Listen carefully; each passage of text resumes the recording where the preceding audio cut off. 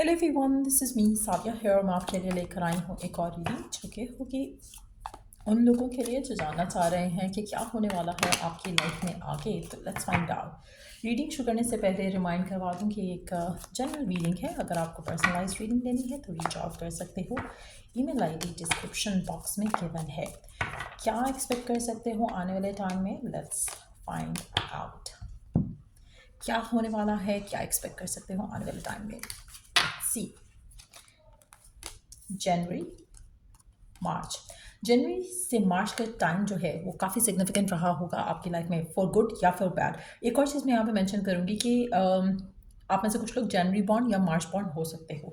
आप में से कुछ लोगों के लिए जनवरी बॉन्ड पर्सन या मार्च बॉन्ड पर्सन भी आपकी लाइफ में काफ़ी सिग्निफिकेंट रोल प्ले कर सकता है। लेट्स सी कि क्या फर्दर हम देख रहे हैं। Temporary problems, okay. अच्छा, आप में से कुछ लोगों के लिए हो सकता है कि इन 2 महीनों में बहुत सारी प्रॉब्लम्स का आपने सामना किया हो, और अब वो प्रॉब्लम्स जो हैं आपको झड़ती हुई दिखेंगी, वो प्रॉब्लम्स और इश्यूज़ रिज़ॉल्व होते दिखेंगे। अगर आपको जनवरी से मार्च तक के महीने में काफ़ी ज़्यादा मुश्किलें देखनी पड़ी, तो वो जो प्रॉब्लम्स थी, इश्यूज़ थे, ऑब्स्टिकल्स थे, वो अब ख़त्म होते आप डेफिनेटली देखोगे। आपको काफ़ी हद तक लगेगा कि जो बादल हैं वो झड़ना शुरू हो गए हैं, इश्यूज़ जो हैं वो रिज़ॉल्व होना शुरू हो गए, चाहे वो कनेक्शंस में, चाहे वो फाइनेंशियल थे, चाहे वो कोई भी मसले मसाइल थे। आपको रिलीफ आता दिखेगा आपकी लाइफ में। न्यू अपॉर्चुनिटीज़, पॉसिबिलिटीज़ जो है वो देखने को मिलेंगी। आपको नए पाथ ओपन अप होते हुए दिखेंगे।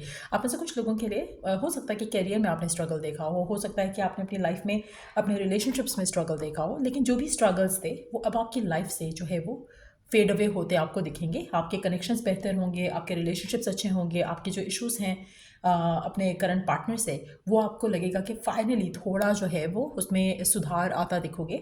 आप में से काफ़ी सारे लोगों के लिए अगर आप नए अपॉर्चुनिटीज़ का इंतज़ार कर रहे थे, आपको नई अपॉर्चुनिटीज़ आती दिख सकती हैं, चाहे वो लव लाइफ है, चाहे वो करियर है। जैसे अगर आप नए रिश्ते में जाना चाहते हो, नया प्रपोजल ढूंढना चाहते हो, नया बॉयफ्रेंड गर्लफ्रेंड ढूंढना चाहते हो, तो आपको उसमें भी काफ़ी आसानी आती दिखेगी। आप में से कुछ लोगों के लिए आपको लगेगा कि you are being guided towards something और समवन। अपॉर्चुनिटी भी हो सकती है, कोई पर्सन भी हो सकता है, लेकिन आपको ऐसा फील होगा कि जैसे डिवाइन आपको पुश कर रही है कि आपके कुछ प्लान्स जो हैं वो या तो डिले हो रहे हैं, कुछ चीज़ें जो हैं वो अनएक्सपेक्टेडली शो अप कर रही हैं आपकी लाइफ में। जैसे अनएक्सपेक्टेड प्लान्स हो सकते हैं, अनएक्सपेक्टेड इन्विटेशंस हो सकते हैं। अगर ऐसे कोई मामला होते हैं आने वाले दिनों में, आपको वो ऑफ़र या वो अपॉर्चुनिटी ग्रैब करनी है। वहाँ पे आपको नए रास्ते खुलते हुए मिलेंगे। फॉर इंस्टेंस, आप में से कुछ लोगों के लिए हो सकता है कि आपका कोई प्लान नहीं है कहीं जाने का, and then you get an invitation अपने फ्रेंड की तरफ, एंड आपको दिल करता है कि आप लेज़ी हो जाओ। आपने लेज़ी नहीं होना। Same goes for your career path as well. अगर आपको करियर में कुछ ऐसी अपॉर्चुनिटीज़ मिलती हैं, जैसे कोई इन्विटेशन होता है किसी इवेंट का, मेक श्योर करो कि आप वो इवेंट अटेंड ज़रूर करो। उसके थ्रू आपको कोई अपॉर्चुनिटी मिल सकती है आने वाले दिनों में। एक चीज़ विल लीड टू अनदर चीज़। तो कहीं ना कहीं ऐसा लग रहा है कि जैसे डिवाइन आपके लिए रास्ता खोल रहा है, लेकिन जो रास्ता है उसको खोलने के लिए, उसको अब अवेल करने के लिए आपको एक्शन लेना पड़ेगा। आपको लेज़ी नहीं होना है।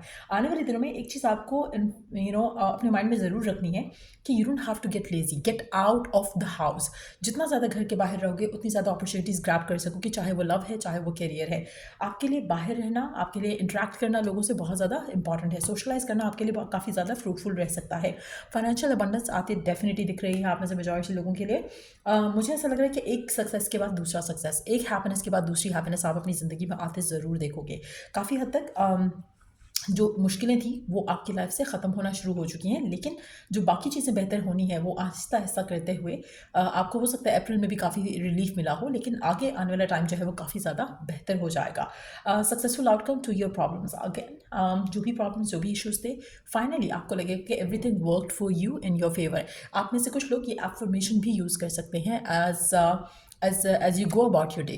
जैसे आप बार बार ये बोलते जाओ कि everything works out for me in my favour. यानी कि अगर कुछ बुरा भी होता है तो वो भी आपके लिए इवेंचुअली अच्छा हो जाएगा। उसको आप ब्लेसिंग इन डिस्गाइज जैसे देखोगे अपनी लाइफ में, तो वो भी आप कर सकते हो।